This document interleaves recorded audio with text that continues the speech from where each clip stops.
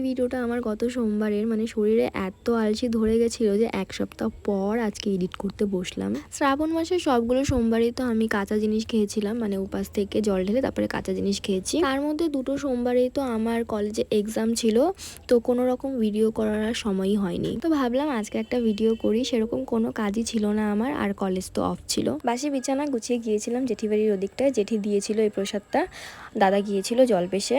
আমিও তো উপোস ছিলাম, তাই বাড়ি এসে স্নান করে চলে গেলাম ঠাকুর ঘরে মার সাথে একটু হাতে হাতে কাজ করতে।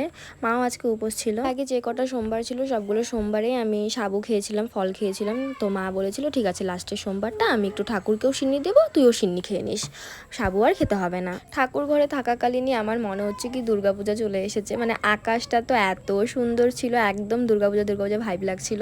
আমার আগেই মা জলটা ঢাললো, কারণ মার আবার অনেক কাজও ছিল। মহাদেবের মাথায় জল ঢেলে অন্যান্য ঠাকুরের পুজো করে তারপর চলে গেল ঘরে, আর আমি এদিকে ঢালছিলাম জল। সত্যি বলতে আমার এই শ্রাবণ মাসটা খুব ভালো কেটেছে। As a girl, as a women আমি সব কটা সপ্তাহে জল ঢালতে পেরেছি, আর আমি এটাই সব থেকে বড় আশীর্বাদ মনে করি। জল ঢালা কমপ্লিট হয়ে গেছে, তারপর মাও সিন্নিটা মাখতে বসলো। আর সত্যি বলতে সিন্নিটা এত ভালো হয়েছিল কি বলবো। ওই সময় গুড়িয়াও আমাদের বাড়িতে ছিল, তো মা বললো গুড়িয়াকেও গিয়ে দিয়া। তারপর আমিও নিয়ে নিয়েছিলাম প্রসাদ।